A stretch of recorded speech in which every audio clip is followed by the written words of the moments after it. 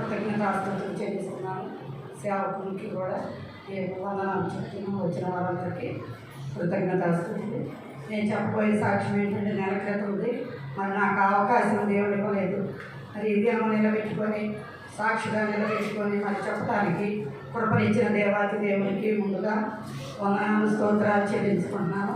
మరి జరిగిన విషయం ఏంటంటే, సెమీ క్రిస్మస్ రోజు మరి పాస్టర్ గారికి భోజనం ఉదయం పూట సిద్ధపరచాలని నేను చెప్పి ఉన్నాను. ఎవరు భోజనానికి మరి అవకాశం లేకపోతే నేనే చేయగలుగుతాను. అలాంటిది మరి ఆ దినం నేను చేయాలని నిర్ణయించుకున్నాను. ఆ దినం మరి ఉదయం లేచేసరికి 2 రోజుల నుంచి నేను ఆ వాసన గ్యాస్ అనేది లీక్ అవుతుంటే ఆ వాసన గమనిస్తున్నాను. కానీ నేను ఏంటి ఆ వాసన అని నాకు అసలు గుర్తింపు రావటం లేదు. బయటకు వస్తే బయట అదే వాసన, ఇంట్లోకి వస్తే ఇంట్లో అదే వాసన. అసలు ఉదయం లేస్తున్నాను, పాలు ఉంటే రాత్రి వేడి చేసుకుంటున్నాను, అక్కడ పెడుతున్నాను. మరి ఎలిక చేసిన పని అయితే ఆ పైపు మరి అది కొరికేసి ఉంటుంది. అయినా కూడా మరి మాకు ఏ అవకాశం ఏ ఆలోచన కూడా లేకపోకుండా నేను చేస్తున్నాను, ఉంటున్నాను. ఉదయానికి లేచేసరికి ఇల్లంతా కలుపులు తెచ్చేసరికి చాలా వాసన కొట్టిపోతుంది. ఆ వాసన మరి ఇట్లా ఏంటి అని చెప్పి మా వారు లేచేసరికి ఏంటి ఇల్లంతా వాసన వస్తుందని నేను మరి తనకు చెప్పేసరికి ఆ కబోర్డ్లో ఉండే సిలిండర్ నుంచి మరి ఓపెన్ చేసి చూసేసరికి సిలిండర్ అంతా అసలు తెల్లగా ఐస్లాగా అయిపోయి గడ్డగట్టిపోయి అసలు ఎంతో స్మెల్ వస్తుంది. ఆ వాసనకి మరి గబగబా సిలిండర్ తీసుకెళ్ళి బయట పెట్టేస్తే అది నీరంతా ఆవిరైపోయింది. ఆవిరైపోతే మరి ఇప్పుడు ఎట్లా చేయాలా అని చెప్పి ఆలోచిస్తే మరి చర్చిలో ఉన్న సిలిండర్ తీసుకెళ్తే ఆ సిలిండర్ కూడా రెగ్యులేటర్ సెట్ అవ్వటం లేదు. ఆ రెగ్యులేటర్ సెట్ అవ్వకపోతే ఇంట్లో ఉన్న ఇంకొక రెగ్యులేటర్ ఉంటే బాగుంది, అది కూడా పెట్టేసరికి అది సెట్ అవ్వాలి. ఈలోపు మణి ఎందుకో దేవుడు నడిపించినట్టుగా మణి వచ్చి అది ఆ పైప్ అదే చూసేసరికి ఎలికొడుకుంది. అందులో ఇట్లా సంగతాలని చెప్పేసరికి దాన్ని తీసేసిన తర్వాత మరి ఏదో మరి మణి కూడా ఒక రెగ్యులేటర్ తీసుకొచ్చి ఆ పైపు సెట్ చేసాడు. ఎట్లా అది మరి వేరే స్టవ్ కూడా ఉంటే ఆ స్టవ్ పెట్టేసుకొని చిన్నగా సిమ్లో పెట్టేసుకున్నట్టుగా మంట వస్తుంది. దానికి కూడా ఎక్కువ మంట. అలానే దేవుని సేవకులకి మరి నేను మరి భోజనం సిద్ధపరిచి మరి 11 అయినా కూడా చర్చిలో ఉండగలుగుతాను. నేను ఎప్పుడు చర్చిలోకి రాకుండా ఇంట్లో పని ఉందలే అని చెప్పి ఆగిపోయే స్థితి నాకు ఎప్పుడు ఉండదు. దేవుని సన్నిధి అంటే నాకు ఎంతో మక్కువ. మరి అదే స్థితి మళ్ళీ తెల్లవారి అదే స్థితి వచ్చింది. ఆ సెమీ క్రిస్మస్ రోజు రమ మరి బట్టలో కవర్ అవన్నీ పెట్టుకొని ఆంటీ మరి నేను ఇక్కడ పెట్టేసుకుంటానంటే పెట్టుకోమ్మా అన్నాను. సాయంకాలం మరి ఇక్కడ భోజనాలు అయిపోయి వెళ్ళబోయేటప్పటికి ఇంట్లోకి వెళ్ళి ఆ కవర్ తీసుకుంటానని వెళ్ళేసరికి నేను ముందుగానే చెప్పామ్మా, నేను వేరే అన్ని పనుల్లో ఉంటాను కదా, నువ్వు సాత్వికలు కానీ ఎవరినన్నా తీసుకెళ్ళి నువ్వు తాళాలు ఇచ్చి పంపించు, నీకు తాళాలు ఇస్తాను. రమ వెళ్ళేసరికి మళ్ళీ ఇల్లంతా అసలు వాసన వస్తుంది. తలుపులన్నీ తెరిచిపెట్టి సుకన్యాన్ని ఇంటికి పంపించింది. ఇంటికి పంపిస్తే సంగతి ఆంటీ అని అంటే మళ్ళీ ఇంటికి వెళ్ళాము. ఇద్దరం ఇంటికి వెళ్ళేసరికి మరి అట్లానే తలుపులు తీసేసుకొని ఆ సిలిండర్ అంతా మళ్ళీ అట్లానే ఐస్ గట్లాగా అయిపోయి ఆవిరైపోతుంటే మళ్ళీ బయట పెట్టేసాము. సరే తెల్లవారు చూద్దాం, ఇప్పుడు మనకి దీంతో భయం లేదు కదా అని చెప్పి వచ్చేసాము.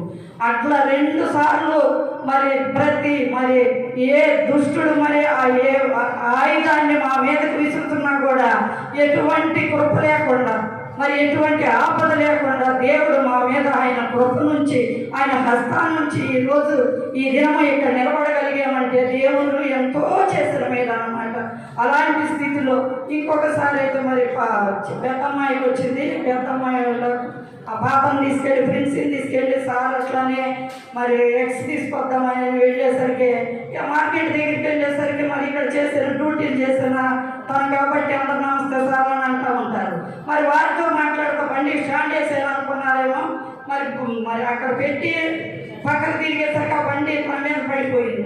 దేవుడు ఎంత మేలు చేశాడంటే ఇంత కూడా స్కిన్ లేకుండా ఎక్కడ దెబ్బ కూడా తగలకుండా ఆయన హస్తాన్ని మా మీద గత సంవత్సరంలో ఉంచి ఈ సంవత్సరం అంతా దేవుడు కాపాడుకుంటూ ఈ 3వ ఆదివారం దినంలోనికి దేవుడు ఈ తన సన్నిధిలో మరి ఇక్కడ నిలబెట్టి సాక్ష్యం చెప్పుకునే కృపను దేవుడు ఇచ్చినందుకు మరి దుష్టుడు అనేకమైన విరోధమైన కార్యాలు చేసినా కూడా ఆయన కృప ఆయన కాపుదల మా మీద ఉండబట్టి మరి మేము అనేకమైన పనులు మరి ఆయన తోటలో పనికత్తెల వరకు పరివారి వరకే మరి నిర్ణయించుకొని మరి దేవుడు పరివారికే పరిగెత్తుతాము. కానీ మేము ఇంట్లో పనులు ఆలోచించుకో మేము ఇద్దరు కూర్చున్నా కూడా ఆ పని అక్కడ ఉంది, ఈ పని ఇక్కడ ఉంది, మరి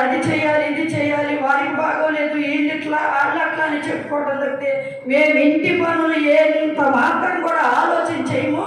మొన్న క్రిస్మస్ రోజు కూడా మా పెద్దల్లుడు మా స్వప్నతోటి అన్నట్టు అమ్మా మరి అంకులు ఇంత ఇల్లు కట్టుకున్నారు, ఇన్ని సంవత్సరాలైనా కూడా కనీసం ఫ్రంట్లో అయినా లైటింగ్ వేసుకోకుండా ఉంటారు ఏంటి, ఈ సంవత్సరమైనా చెప్పండి అమ్మా అంకుల్కి అనంటే మేము అసలు వద్దు, మేము సంఘంలోనే దేవుడు మందిరంలోనే చూసి ఆనందిస్తాము, కానీ మాకు ఎటువంటి వద్దు, ఆ క్రిస్మస్ ట్రీ ఉంది, ఆ లైటింగ్ ఉంది ఇంటి ముందు చాలని మేము అంతవరకే సంతోషిస్తాం. కానీ అసలు నాకు పండగ అంటే మహా విసుగు అసలుకి.